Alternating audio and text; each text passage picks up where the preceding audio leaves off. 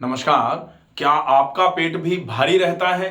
खाना पच नहीं रहा है, शरीर में खाना लगता नहीं है, जिसको कहा जाता है खाया पिया लग नहीं रहा है, शरीर का वजन धीरे धीरे कम हो रहा है, और अगर वजन कम नहीं भी हो रहा है तो कमजोरियां दिन प्रतिदिन बढ़ती जा रही हैं। अगर आप भी ये समस्या महसूस कर रहे हैं तो आज हम आपको बताएंगे 5 ऐसे उपाय, जिन उपायों को आप घर पर रहते हुए ही अगर अच्छे तरीके से फॉलो करना चालू कर देंगे तो आपकी ये पेट की समस्या जड़ से बिल्कुल खत्म हो जाएगी। सबसे पहले हम ये देखें कि अगर खाना पच नहीं रहा है, इसका मतलब आपके आमाशय में कहीं कोई समस्या है। और आजकल आमाशय में जो समस्या चल रही है वो है गैस्ट्राइटिस। गैस्ट्राइटिस की वजह से जो आमाशय की अंदर की दीवारें हैं उनमें सूजन रहती है। अगर हम खाना खाते हैं तो गैस्ट्राइटिस के केस में खाना आमाशय में ही कुछ देर तक रुका रहता है। आमाशय पाचक रस अच्छे तरीके से नहीं निकाल पा रहा है। खाने के साथ पाचक रसों का जो मिलना है वो भी अच्छे तरीके से नहीं हो पाता है, जिसकी वजह से सबसे पहले नंबर पर अपच होती है, इनडाइजेशन। और अगर डाइजेशन नहीं हुआ, अनडाइजेशन हो गया, इंडाइजेशन हो गया, तो उस इंडाइजेस्टेड फूड के आमाशय में ही ज्यादा लंबे समय तक रुकने की वजह से वहां पर फर्मेंटेशन होना चालू हो जाता है। और फर्मेंटेशन का मतलब होता है कि ये आमाशय है, इस आमाशय में यदि खाना आया और खाना यहां पर लंबे समय तक अगर रुका रहा, पाचक रसों के साथ मिला नहीं अच्छे से, तो ये खाना यहां रुके रुके ही सड़ना चालू हो जाएगा, फर्मेंटेशन चालू हो जाएगा इस खाने में, और तब प्रक्रिया चालू हो जाएगी गैस बनने की। और वो बनती हुई गैस जो है वो पेट को फुलाना चालू कर देगी। पेट जितना फूलेगा, जितना अफारा रहेगा, इसका मतलब है कि खाना जो पेट में पहुंचाया गया था, आमाशय में पहुंचाया गया था, वो खाना पच नहीं पा रहा है, डाइजेस्टिव जूसेस के साथ अच्छे तरीके से मिल नहीं पा रहा है। तो जैसे ही ये गैस बनना चालू होगी, यहां फर्मेंटेशन चालू होगा। अब अगर मजबूरी में ये खाना नीचे की तरफ उतरेगा, इंटेस्टाइन की तरफ उतरेगा, तो ये बिना पचा हुआ, बिना पाचक रसों के साथ मिला हुआ खाना अगर इंटेस्टाइन में पहुंचेगा भी तो उसका इंटेस्टाइन में से एब्जॉर्प्शन नहीं होगा, क्योंकि उस खाने में पाचक रस अच्छे तरीके से मिले नहीं थे। उस खाने की मिक्सिंग जो होती है पाचक रसों के साथ वो अच्छे से नहीं हो पाई थी। इसकी वजह से यहां से एब्जॉर्प्शन भी नहीं होगा, खाना शरीर में एब्जॉर्ब होकर के शरीर का पोषण भी नहीं कर पाएगा। तो अगर शरीर में कमजोरियां आ रही हैं तो इसका रीजन सबसे पहले अपच, और अपच की वजह से माल एब्जॉर्प्शन। माल एब्जॉर्प्शन का मतलब होता है एब्जॉर्प्शन नहीं हो रहा है, अवशोषण नहीं हो रहा है। तो अवशोषण अगर नहीं होगा तो खाना अवशोषित होकर के शरीर में पहुंच करके शरीर का जो पोषण करता है वो पोषण नहीं हो पाएगा। इसकी वजह से शरीर में विभिन्न प्रकार की कमजोरियों का आना बहुत स्वाभाविक हो जाता है। अब हम देखें उपचार कैसे करेंगे इस समस्या का। तो सबसे पहला उपचार जो है वो आयुर्वेद के कुछ श्लोक होते हैं, वहां से हमने उपचार लिया है। सबसे पहला उपचार क्या है? अजीर्णे व्यंजनम विषम। क्या कहा जाता है? अजीर्णे व्यंजनम विषम। तो अजीर्ण में अगर हम व्यंजन करते हैं तो वो कैसा काम करता है? विष का काम करता है। तो अजीर्णे व्यंजनम विषम, अजीर्ण के समय, इंडाइजेशन के समय, जब पेट में भारीपन हो, पेट में गैस बन रही हो, ऐसी कंडीशन में अगर भोजन किया जाएगा तो डेफिनेटली वो भोजन किसका काम करेगा? विष का काम करेगा। उस समय आपको भोजन बिल्कुल भी नहीं करना चाहिए। तो फिर करना क्या चाहिए?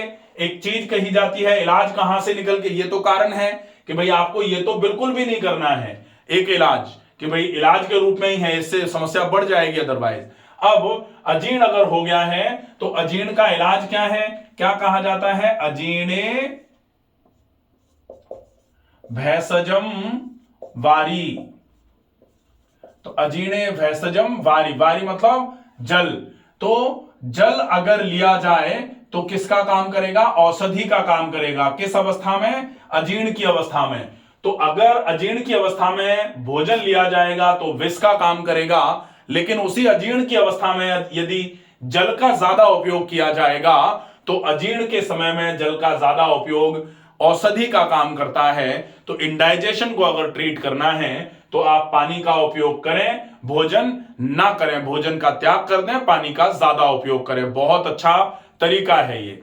दूसरा, अगर आपको ज्यादा भूख लग रही है या फिर अजीर्ण के साथ में आपको बहुत एसिडिटी की समस्या है तो आप खाली पेट रह नहीं सकते हैं, तो फिर सुपाच्य आहार कम मात्रा में अल्प सुपाच्य ले सकते हैं। अल्प सुपाच्य का मतलब अल्प आहार, अल्प मात्रा में जल्दी पच जाने वाले भोजन का उपयोग करेंगे। तो वो कैसे करेंगे? उसमें भी आयुर्वेद का एक बहुत अच्छा श्लोक है। उस श्लोक को अगर हम समझें तो उस श्लोक में लिखा गया है, अजवत चर्वणम कुर्यात, अजवत चर्वणम कुर्यात। अगर हम भोजन कर रहे हैं तो कैसे करना है हमको? अजवत। अजवत का मतलब क्या होता है? बकरी की तरह। बकरी जिस तरीके से भोजन करती है, बिल्कुल धीरे धीरे चबाती रहती है, चबाती रहती है किसी भी चीज को, उसके बाद बकरी अंदर ले जाती है। तो यह आयुर्वेद का कथन है, आयुर्वेद का श्लोक है, अजवत चर्वणम कुर्यात। तो आपको भोजन कैसा करना चाहिए? अगर आपको ज्यादा पेट में गैस बन रही है, पेट बहुत भारी हो रहा है, तो आपको भोजन करना चाहिए जिस प्रकार बकरी भोजन करती है, बहुत धीरे धीरे, बहुत चबा चबा करके यदि भोजन किया जाएगा तो डेफिनेटली ये भोजन वो जो बन रही गैस थी उसको भी कम करने का काम करेगा, प्लस जो भोजन अब हम कर रहे हैं उसका पाचन बहुत अच्छे तरीके से होगा। ये बात पूरे तरीके से सुनिश्चित हो जाएगी। तो दो चीजें हो गई।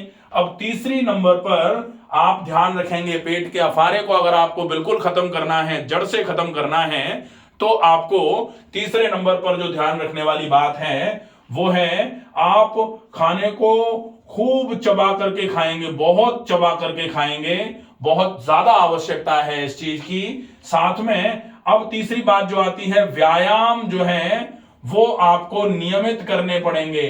अगर आप नियमित व्यायाम करते हैं तो नियमित व्यायाम करने वाला व्यक्ति अगर थोड़ा बहुत कहीं कुछ खाने पीने में गलत भी कर दे, ऐसी अवस्था में भी वो भोजन पचना चालू हो जाएगा व्यायाम की वजह से। तो फिर व्यायाम नियमित करना भी इस समस्या के लिए सबसे ज्यादा उपयोगी उपचार के रूप में आप रख सकते हैं। इसके अलावा आपको ध्यान रखना है, बहुत मोटे आटे की रोटी। अगर आपके पेट में बार बार गैस बन जाती है, आप थोड़ा सा मीठा खाते हैं गैस बन जाती है, आप थोड़ा सा दूध से बनी मिठाई खाते हैं गैस बन जाती है, ऐसे केस में आपको क्या करना पड़ेगा? आपको ज्यादा से ज्यादा कोशिश करनी पड़ेगी, बहुत ज्यादा मोटा आटा आप पिसवाएं और उसकी रोटी बना के खाइए, वो अच्छा रहेगा। फिर कोशिश करिए सब्जियों में हरी सब्जियों का उपयोग, मोटे आटे की रोटी, ये चौथा हो जाएगा, और हरी सब्जियों का ज्यादा उपयोग, हरी सब्जियों का खूब सारा उपयोग अगर करेंगे तो डेफिनेटली ये पेट की जो समस्या है ये धीरे धीरे धीरे धीरे करके कम होना चालू हो जाएगी। इसके अलावा आंतों की चाल बढ़ाने के लिए एक बहुत अच्छा ट्रीटमेंट भी होता है प्राकृतिक चिकित्सा में। वो ट्रीटमेंट क्या है? पेट का गर्म ठंडा सेक करने के बाद पेट पर मिट्टी की पट्टी, पेट का गर्म ठंडा सेक प्लस उसके बाद में पेट पर मिट्टी की पट्टी। अगर मिट्टी की पट्टी नहीं हो पाए तो फिर मिट्टी की पट्टी की जगह हम क्या कर सकते हैं? गीला कपड़ा रख सकते हैं, ठंडे पानी की गीली तौलिया पेट पर 20 मिनट के लिए रखी जा सकती है। तो अगर हम इतना ये उपयोग में लेंगे तो डेफिनेटली धीरे धीरे धीरे धीरे करके ये तो 5 चीजें हो जाएंगी जो सामान्य से नियम है। ये छठे नंबर पर मैंने एक ट्रीटमेंट बताया है, तो इस ट्रीटमेंट का अभ्यास भी आप कर सकते हैं, बहुत अच्छा लाभ मिलेगा। आशा है ये वीडियो आपको समझ में आएगा। आप इस वीडियो में बताई गई चीजों पर अगर प्रॉपर फॉलोअप करेंगे तो निश्चित ही आपकी ये पेट की गैस की अफारे की जो समस्या है ये जड़ से खत्म होना चालू हो जाएगी। स्वस्थ रहिए, सुरक्षित रहिए। धन्यवाद।